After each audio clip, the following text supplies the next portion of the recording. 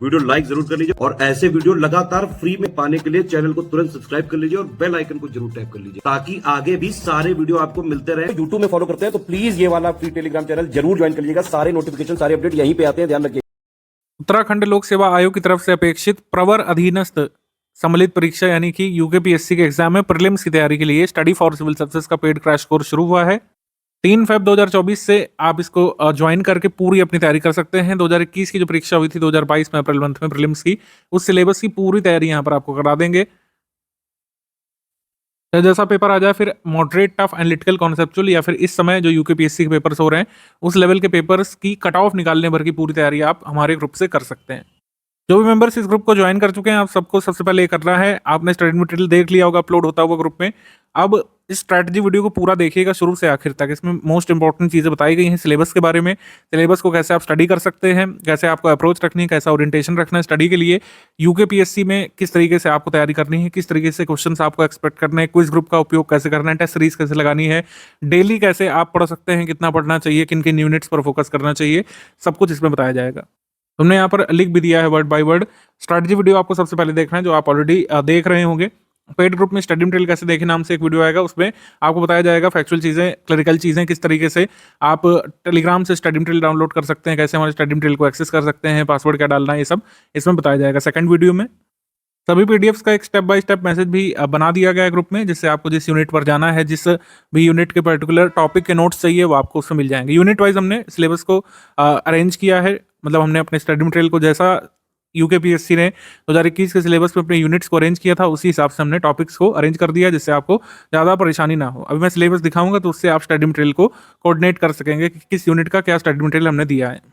UKPSC का pattern समझ लेते हैं, जिस पर एग्जाम हुआ था प्रीलिम्स का 2022 में, फिर मेंस हुआ था, रिजल्ट भी एक्सपेक्टेड है 2021 वाले का फेब मंथ में आ जाएगा रिजल्ट, और उसके बाद हम लोग नई वैकेंसी का इंतजार बेसब्री से कर रहे हैं।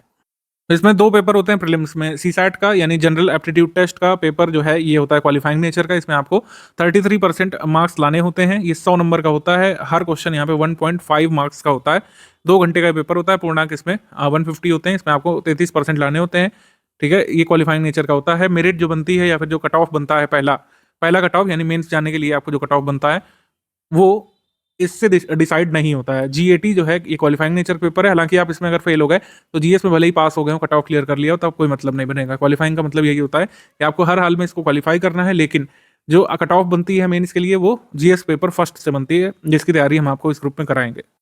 इसमें लिखा भी हुआ है प्रारंभिक परीक्षा में द्वितीय प्रश्न पत्र सामान्य बुद्धि परीक्षा वस्तुनिष्ठ प्रकार का होगा, आहरकारी प्रकृति का यानी क्वालिफाइंग नेचर का होगा, और न्यूनतम 33% प्राप्त करना इसमें अनिवार्य होगा।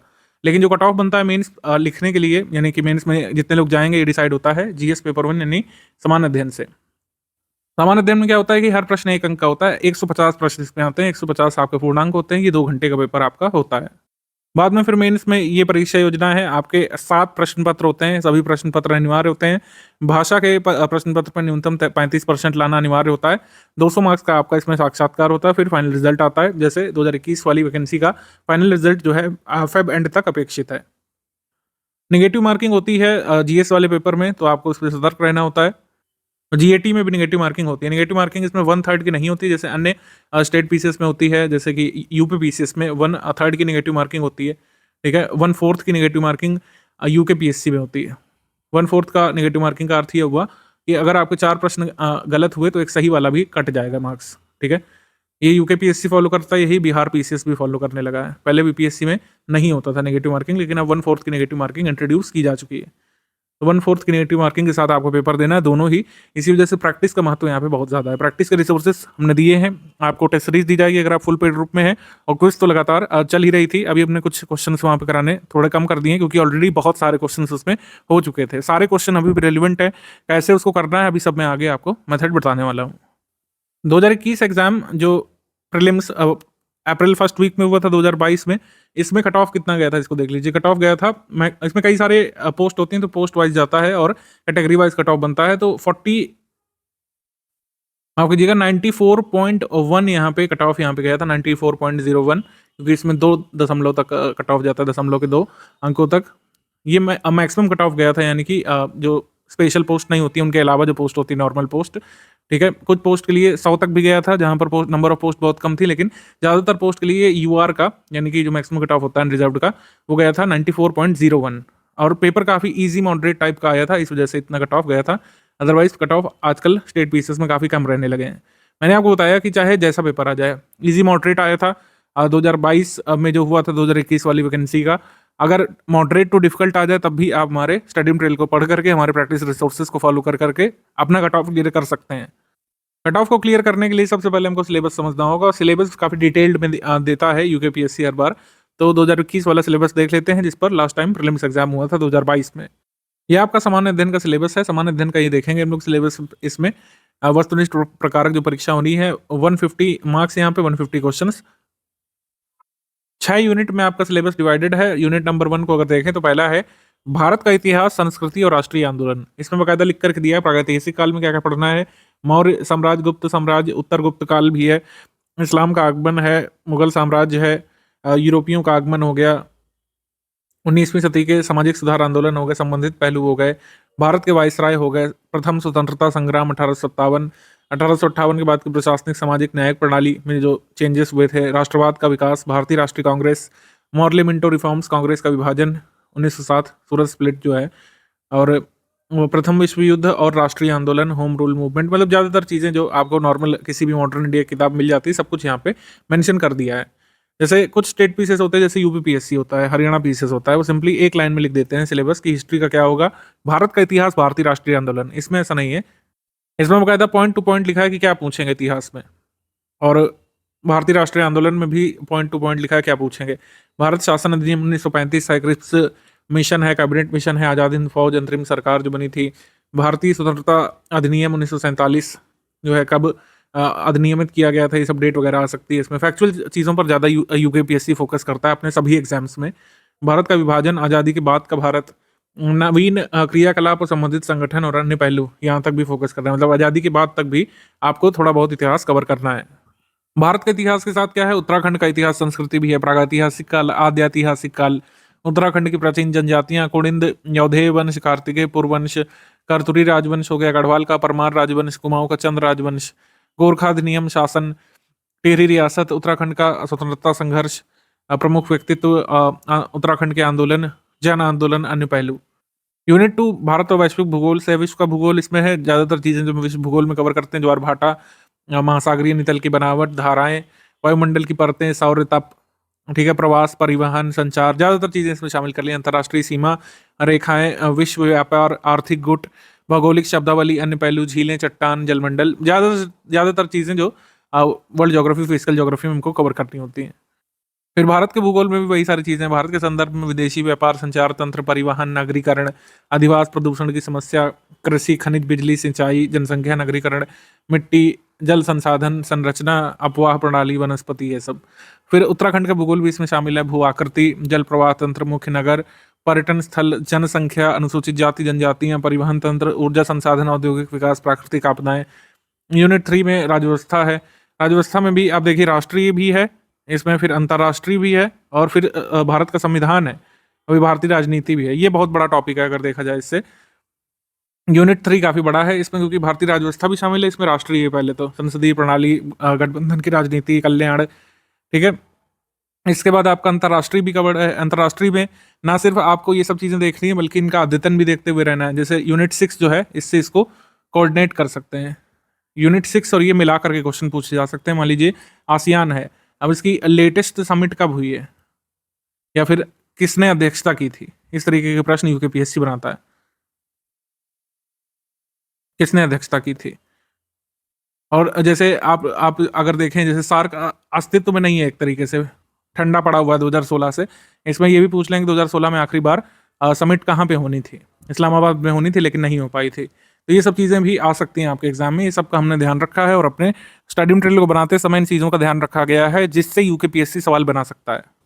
ब्रिक्स और भारत के लिए ब्रिक्स का महत्व क्या है। जैसे ब्रिक्स में 5 नए सदस्य राष्ट्र जुड़ गए हैं 1 जनवरी 2024 से। वो नए सदस्य कौन कौन से हैं, ये सब हमने अपडेट करके आपको दिया है, नए सदस्य वगैरह सब।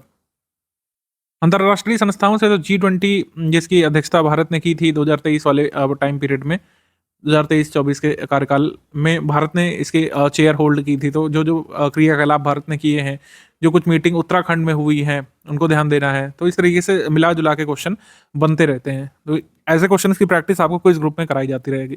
भारत का संविधान है, जिसमें 12 चीज़ें इन्होंने शामिल कर ली हैं भारत के संविधान में।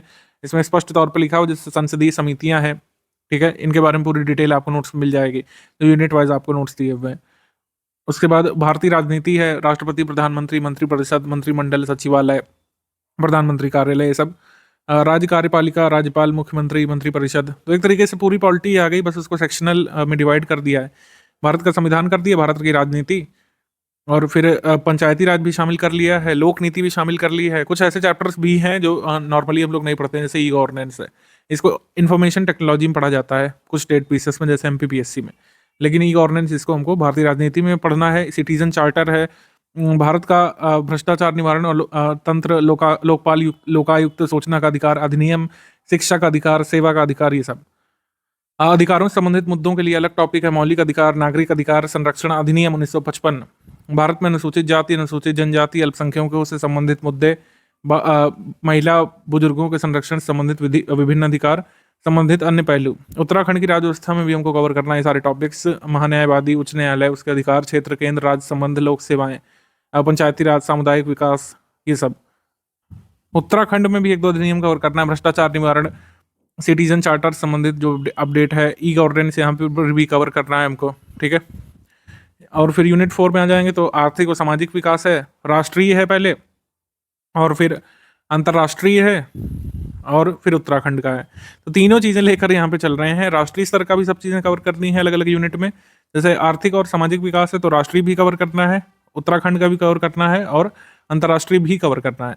अब अंतर्राष्ट्रीय में जैसे वैश्विक व्यापार संगठन है, इसकी कोई रिपोर्ट आ जाती है अगर, वो इंपॉर्टेंट होगी। विश्व बैंक की सारी रिपोर्ट्स और विश्व बैंक के जो अलग अलग ऑर्गेनाइजेशंस हैं उससे संबद्ध हैं, उनकी रिपोर्ट या इंडेक्स जरूरी होते हैं। सार्क हो गया, और आसियान है, साप्टा हो गया, ओपेक हो गया, और अन्य वाणिज्यिक संगठन। जैसे ओपेक को अभी एक देश ने छोड़ दिया है, ठीक है, वो कौन सा देश है, इसे हमने करंट अफेयर में कवर किया है। तो इनसे संबंधित बेसिक बुनियादी जानकारी तो जरूरी है ही, इनका अद्यतन भी जरूरी होता है कई बार। विदेशी मुद्रा विनिमय अधिनियम, फेरा एक्ट हो गया, prevention of money laundering act, PMLA हो गया, वैश्विक मानव सूचकांक हो गया, ह्यूमन डेवलपमेंट इंडेक्स बोल रहे होंगे, विश्व मानव विकास सूचकांक यहाँ पे होना चाहिए वैसे, HDI जिसको बोलते हैं। ये करंट अफेयर में आपका कवर है। जैसे यहाँ पर भी एक टाइपिंग मिस्टेक है, ये एग्रीमेंट का नाम क्या है, साफ्टा है। साफ्टा है, लेकिन ये अभी भी पूरी तरीके से लागू नहीं हो पाया है। तो साफ्टा जो है ये किस ऑर्गेनाइजेशन का है, यही पूछ सकते हैं, क्योंकि ज़्यादातर चीज़ें फैक्चुअल रहती हैं। अभी मैं 1-2 पेपर दिखाऊंगा तो आपको समझ में आएगा। ज़्यादातर चीज़ें फैक्चुअल और वन लाइनर पे ही फोकस किया जाता है यूकेपीएससी में। उत्तराखंड की अर्थव्यवस्था में सबसे पहले बजट ही लिख दिया, बजट की मुख्य विशेषताएं। इसी से लगभग सारे क्वेश्चन होने की उम्मीद हो जाती है, क्योंकि बाद में जो टॉपिक लिखे हुए हैं उनका अद्यतन इसी बजट में दिया रहता है। वाणिज्यिक विकास हो गया, उद्योग हो गया, योजनाएं, परियोजनाएं। अभी हमने बजट जो है 2023 का दिया है, ठीक है, इसको आगे अपडेट किया जाएगा जब जरूरी होगा। अभी 2023 वाला ही आप स्टडी करिए अभी, क्योंकि कोई एग्जाम डेट तो है नहीं। वाणिज्य, उद्योग, व्यापार, योजनाएं, परियोजनाएं, आर्थिक सुधार, योजनागत विकास, कृषि, पशुधन, खाद्यान्न सुरक्षा, लोक वित्त, राजकोषीय नीति, जनगणना, मानव विकास सूचकांक, पर्यटन, जड़ी बूटी संस्कृति का आर्थिक विकास में योगदान, और संबंधित अन्य पहलू। यूनिट 5 आपका सामान्य विज्ञान प्रौद्योगिकी से है, तो भारत में विज्ञान प्रौद्योगिकी, पारिस्थितिकी और पर्यावरण इसमें है। और फिर आपका फिजिकल साइंस और अवेयरनेस, यानी कि थोड़ा बहुत साइंस टेक भी इसमें शामिल हो जाएगा। सघन पानी शुद्धिकरण, बैटरियाँ, ईंधन सेल, जो अभी हाल में टेक्नोलॉजीज चल रही हैं उनको भी इसमें शामिल कर सकते हैं। जैसे सेमीकंडक्टर्स हो गए, जैसे कि अन्य चीज़ें हो गई, फ्यूल सेल हो गया, उनके बारे में पूछ सकते हैं, क्योंकि संबंधित अन्य पहलू है तो विकास भी इसमें जरूरी होगा। इसमें जो चीज़ें दी हैं उनकी अवधारणा, जैसे भूमंडलीय उष्मीता, इसकी अवधारणा यानी डिफिनेशन और बेसिक कॉन्सेप्ट भी जरूरी हैं। इसके फैक्ट्स जो डेवलपमेंट में है वो भी जरूरी है। जैसे भूमंडलीय उष्णता के संबंध में जो भी नए आंकड़े आ रहे हैं वो भी हमको कवर करना पड़ेगा। कुछ अधिनियम बीच बीच में शामिल है, जैसे साइबर अधिनियम के मूलभूत तत्व वगैरह, ये सब आपको दिया गया है। जीवन विज्ञान में बेसिकली शाखाएं और फैक्चुअल चीज़ें, प्राकृतिक संसाधन, उनका प्रबंधन, जैव उत्पाद, टीके, प्रतिरक्षण, इम्यूनिटी हो गया, जैव प्रौद्योगिकी हो गई, अति सूक्ष्म प्रौद्योगिकी यानी नैनो टेक्नोलॉजी हो गई, आनुवांशिक रूप से अशोधित जीवधारी हो गए, जीएमओ जेनेटिकली मॉडिफाइड ऑर्गेनिजम्स की बात यहाँ पे हो रही है। भूमंडलीय उष्णता, जलवायु परिवर्तन, पशुपालन, पादप, मानव कल्याण, ये सब। और फिर है वैज्ञानिक शब्द परिभाषिक शब्दावली। यूनिट 6 बेसिकली करंट अफेयर है।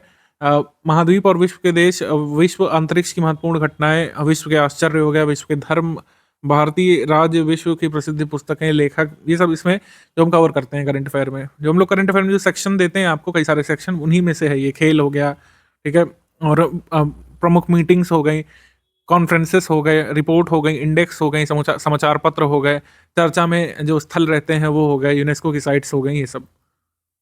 उत्तराखंड पीसीसी 2021 का पेपर जो 2022 में हुआ था 3 अप्रैल को, इसमें इस तरीके के सवाल पूछे गए थे। आप देख रहे होंगे कि सिलेबस काफ़ी बड़ा और वास्ट दिया गया था, लेकिन सवालों का स्तर उससे मेल नहीं खाता है। तो यूकेपीएससी ऐसा ही स्टेट पीसेस है, इसमें सिलेबस तो बहुत बड़ा देते हैं, लेकिन सवालों को थोड़ा ईजी को रख देते हैं, इसी वजह से कट ऑफ थोड़ा सा हाई साइड रहता है। जबकि कुछ स्टेट पीसेस ऐसे होते हैं जैसे हरियाणा पीसेस हो गया, अब बिहार पीसेस भी ऐसा बन रहा है कि सिलेबस तो बहुत कम देते हैं, लेकिन पेपर थोड़ा सा टफ ट्रिकी टाइप रहता है, लेंदी टाइप रहता है। लेकिन इसमें पेपर लेंदी नहीं रहता है, इसमें सिलेबस ज़्यादा लेंदी रहता है। मतलब आपको कई सारी चीज़ें स्टडी करनी पड़ती है, आपको सिलेबस बहुत बड़ा आपको स्टडी करना पड़ेगा, लेकिन एग्जाम में जब आप क्वेश्चन अटेम्प्ट करेंगे तो उसमें कम एफर्ट लगाना पड़ेगा। मतलब स्टडी आपको सिलेबस ज़्यादा करना पड़ेगा, कई सारी चीज़ें आपको स्टडी करनी पड़ेंगी। करंट अफेयर हो गया, हिस्ट्री में, ज्योग्राफी में, पॉलिटी में, इकोनॉमी में, एनवायरमेंट में, बहुत सारी चीज़ें साइंस में। लेकिन जब पर क्वेश्चन आप देखेंगे, मतलब एक क्वेश्चन में जो एक इन्फॉर्मेशन पूछी जाएगी वो कम रहती है, ठीक है। तो इस तरीके से होता है यूकेपीएससी में। फैक्चुअल क्वेश्चंस पे ज़्यादा फोकस होता है, किस स्टेट में कितनी राज्यसभा सीट हैं, लोकसभा सीट से भी आ सकता है। उत्तराखंड स्पेसिफिक में भी ज़्यादातर चीज़ें फैक्चुअल रही हैं। पहला गवर्नर पूछ सकते हैं, पहला प्राइम मिनिस्टर, पहला चीफ मिनिस्टर कौन बने, अधिनियम के बारे में जानकारी हो गई। नवसृजित जो जिले हैं उत्तराखंड में, अभी जैसे इन्वेस्टर्स समिट हुई है तो वो कहाँ पे हुई थी, क्या उसका थीम था, ये सब चीज़ें ज़्यादा पूछते हैं, तो वो आपको उत्तराखंड करंट अफेयर में कवर कराया जाएगा। उत्तराखंड करंट अभी हमने जुलाई तक का दिया है, जुलाई 2023 तक का, अभी आगे का आपको अपडेट करके दिया जाएगा ग्रुप में जल्दी ही। तब तक आप पुराना पढ़ सकते हैं, क्योंकि उत्तराखंड स्पेसिफिक जो है वो 2 साल पहले का भी एग्जाम में आ सकता है। तो ऐसा नहीं है कि आप अभी सोच लें कि 2023 वाला पढ़ के फायदा नहीं, इसको पढ़ने से फायदा है, इससे क्वेश्चन एग्जाम में आ सकते हैं जब भी एग्जाम होगा 2024 में, क्योंकि उत्तराखंड करंट अफेयर जो है वो 2 साल पहले तक का भी जरूरी हो सकता है प्रीलिम्स में। अब जैसे ह्यूमन डेवलपमेंट इंडेक्स है, ये आपके सिलेबस में है, तो इसमें पूछा कि किस साल की ह्यूमन डेवलपमेंट रिपोर्ट में जेंडर इक्वलिटी इंडेक्स को इंट्रोड्यूस किया गया है। तो इस तरीके से फैक्चुअल सवाल आपके सिलेबस में से पूछे जाते हैं। ह्यूमन डेवलपमेंट इंडेक्स में इंडिया की रैंक पूछी है 2020 में, जो फाइनल रिपोर्ट आई थी।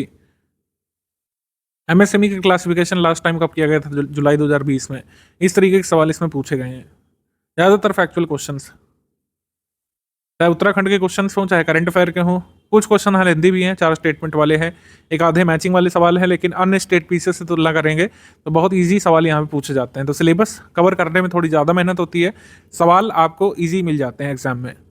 लेकिन वही बात है कि आप इजी वाले सवालों को भी तभी कर पाएंगे जब आपने पूरा सिलेबस होलिस्टिकली कवर किया हो, यानी कि जो जो पॉइंट दिए हुए उनके बारे में एटलीस्ट बेसिक इन्फॉर्मेशन आपने गैदर की हो पहले से। जैसे इसमें बहुत बेसिक क्वेश्चन पूछा है कि सेल्यूलोज जो है ये क्या है बेसिकली। तो सेल्यूलोज कार्बोहाइड्रेट है। आर्टिफिशियल इंसेमिनेशन में कैटल का जो सीमन होता है वो कैसे स्टोर किया जाता है, वो लिक्विड नाइट्रोजन में। Deficiency scurvy disease vitamin C से होती है। बेसिक चीज़ें इसमें पूछी गई थी हर सब्जेक्ट से। और ऐसा नहीं कि मैं 1-2 साल पहले का पेपर दिखा रहा हूँ, अभी हाल में भी जो पेपर हुए हैं उसमें भी इसी पैटर्न पे, इसी टेम्पलेट पे सवाल पूछे गए हैं। जैसे गोल्डन ग्लोब अवार्ड 2022 वाला इसमें पूछा है, गोल्डन ग्लोब अब 2024 वाला भी आ चुका है, ओपेनहाइमर को मिला है। तो ये सब चीज़ें हमने अपने करंट अफेयर में कवर की हैं। जैसा आपको एग्जाम में पूछा जाता है वैसे ही हमारा स्टडी मटेरियल उसी के हिसाब से डिज़ाइन किया जाता है। डेली स्टडी प्लान की बात कर ले रहे हैं। डेली आपको 4-5 घंटे आवर्स स्टडी करने का यहाँ पे बनाना होगा प्लान। 4-5 घंटे यहाँ पे देने ही होंगे, क्योंकि सिलेबस आपने देखा ही, इसी वजह से मैंने दिखाया था कि काफ़ी वास्ट सिलेबस है, कई सारी चीज़ें आपको कवर करनी है। भले ही पेपर थोड़ा सा इजी साइड रहता है, लेकिन कट ऑफ भी उसी के प्रोपोर्शनेट है। कट ऑफ ऐसा नहीं कि बहुत कम है, 150 में से आपको जो है 95 सही क्वेश्चंस, 100 सही क्वेश्चंस का टारगेट अब लेकर के चलना होगा। साल दर साल कट ऑफ बढ़ना ही है, कम नहीं होना है। तो अभी 4 से 5 घंटे डेली स्टडी आप लोग करिए, फिर जैसे आगे एग्जाम डेट या कैलेंडर अनाउंस होता है उस हिसाब से स्टडी को फिर रीओरिएंट आपको करना पड़ेगा। 4-5 घंटे में आप क्या कर सकते हैं कि जैसे 6 यूनिट है और यूनिट वाइज ही आपको स्टडी मटेरियल गिवन है, तो आप एटलीस्ट 2 यूनिट के सब्जेक्ट तैयार करना आप लोग शुरू करिए, ठीक है, पहले 2 यूनिट ले सकते हैं, इतिहास भूगोल ले सकते हैं एक दिन, ठीक है। डे 1 में आप इतिहास भूगोल ले सकते हैं। फिर डे 2 में क्या कर सकते हैं कि आप राज्य व्यवस्था अर्थव्यवस्था वाली यूनिट ले सकते हैं। फिर डे 3 में क्या कर सकते हैं, आप लोग करंट अफेयर पढ़ सकते हैं, नेशनल इंटरनेशनल उत्तराखंड का। इस तरीके से अपने स्टडी को ओरिएंट करिए, डेली 4 से 5 घंटे आपको यहाँ पे देने होंगे। तो इस तरीके से 2 यूनिट के सब्जेक्ट्स आपको लेकर के चलने चाहिए, और प्रैक्टिस भी यहाँ पर बहुत ज़रूरी है।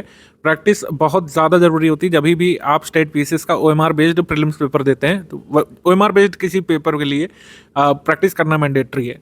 प्रैक्टिस रिसोर्सेज क्या क्या है, स्टडी फॉर सिविल सर्विसेज जो आपको दिए हैं, 3 पेपर तो आपको दिए गए हैं यूकेपीएससी के पुराने वाले, वो तो है ही। टेस्ट सीरीज आपकी थोड़ा लेट शुरू होगी, मई मंथ से शुरू होनी है।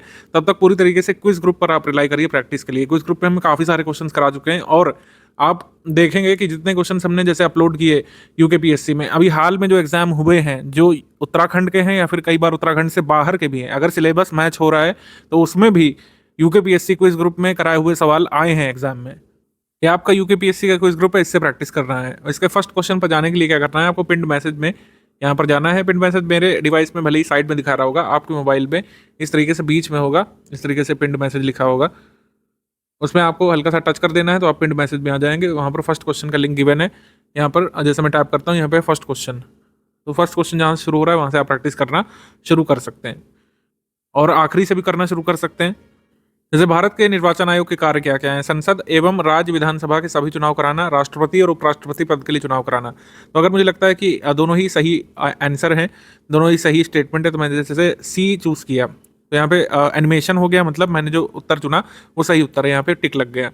जैसे मान लीजिए हम गलत उत्तर चुनते जानबूझ करके, मान लीजिए सवाल है अधिकाधिक रजवाड़ों का विलय कब हुआ था, जैसे मैं यहाँ पे डी वाला चूज़ करता हूँ, तो डी वाला रॉन्ग है, यानी मैंने जो चूज़ किया वो रॉन्ग आंसर है। राइट वाला कैसे पता चलेगा, वाइट टिक से। यहाँ पे जो वाइट टिक आपको लगा हुआ दिख रहा होगा, यही आपको बताता है कि ये वाला सही उत्तर है। 1947 में ज़्यादातर प्रिंसली स्टेट्स का मर्जर हुआ था यूनियन ऑफ इंडिया में।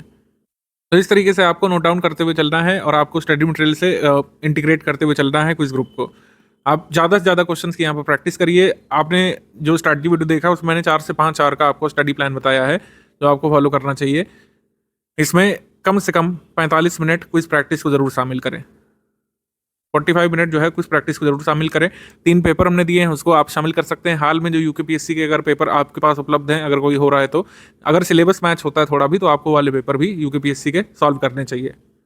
जैसे सीबक थॉर्न है, ये कहाँ पाया जाने वाला एक पेड़ है, तो जैसे लद्दाख मिलता है, तो ऑप्शन नंबर ए सही हो गया। जम्मू कश्मीर भारत का अभिन्न अंग कब बना था, ठीक है। तो इस तरीके से आपको इसको करते हुए चलना है। यूकेपीएससी फ्लेवर के क्वेश्चंस तो यहाँ पे कराए जा रहे ही रहे हैं, कुछ टफ लेवल क्वेश्चंस भी हम लोग करा रहे हैं, जिससे मान लीजिए टफ क्वेश्चंस भी अगर पूछने लगे यूकेपीएससी आपसे, तो वो भी आप सही कर पाएँ, आपको पहले से हैबिट रहे, प्रैक्टिस रहे आपकी।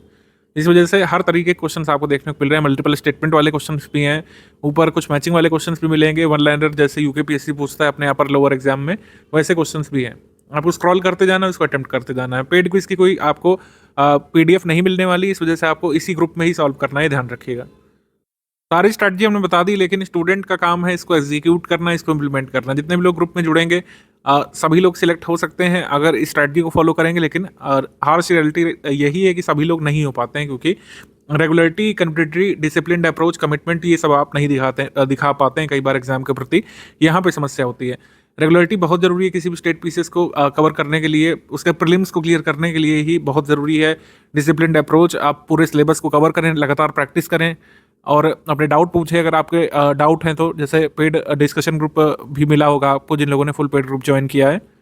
आप कुल मिलाकर इन्वॉल्व हों सिलेबस के प्रति और अपने एग्जाम के प्रति, तभी यहाँ पे ज़्यादा सिलेक्शन के चांसेस बनते हैं। फिर मेंस भी लिखना है, उसमें आपको आंसर राइटिंग करनी है, 7 पेपर वहाँ पे देने हैं। पर्सनैलिटी टेस्ट तो 200 नंबर का, पर्सनैलिटी एक दिन में डेवलप भी नहीं होती है, वो overall in course of time आप तैयारी के दौरान डेवलप करते हैं।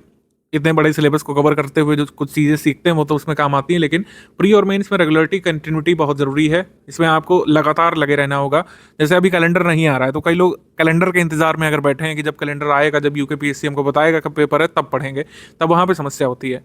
अभी जो सिलेबस आपके पास अवेलेबल है, लास्ट टाइम जब एग्जाम हुआ था उसका सिलेबस आप कवर करिए। क्या चेंजेस हो जाएगा, मान लीजिए हेयर एंड देयर चेंजेस हो जाएंगे, कुछ पॉइंट्स ऊपर नीचे हो जाएंगे, लेकिन जो सिलेबस दिया गया है ये अपने आप में इतना बड़ा सिलेबस है कि अगर सिलेबस कुछ नया आया भी तो सारी चीज़ें आपकी इस वाले सिलेबस की उसमें काम आ जाएंगी।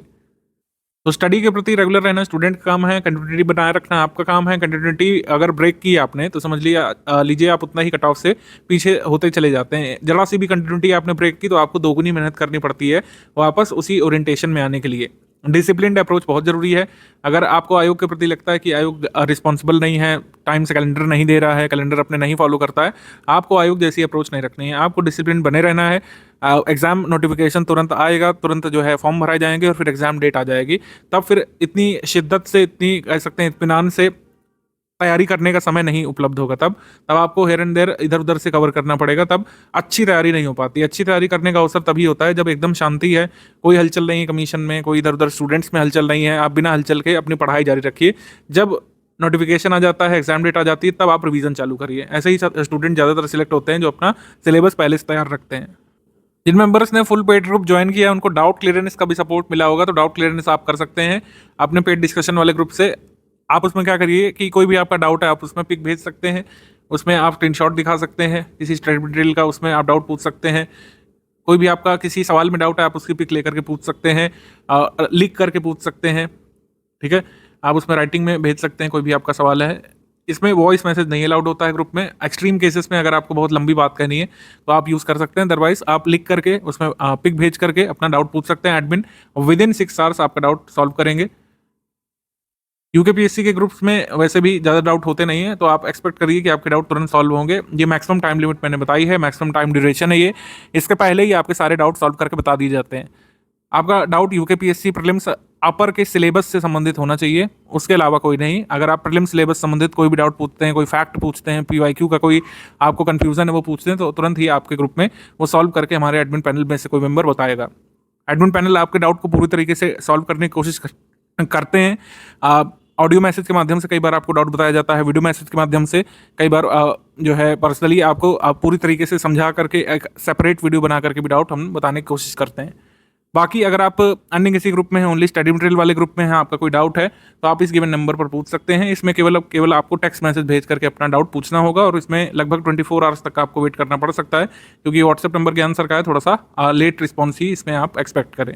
ठीक है, लेकिन आपका जवाब इसमें भी दिया जाएगा। अगर आप स्टडी मटेरियल वाले ग्रुप में हैं और आपका कोई डाउट है तो आप यहाँ पर पिक के माध्यम से पूछ सकते हैं। ठीक है, लिख करके पूछ सकते हैं। आपका भी डाउट यहाँ पे विद इन 24 आवर्स सॉल्व करने का हमारी टीम प्रयास करती है।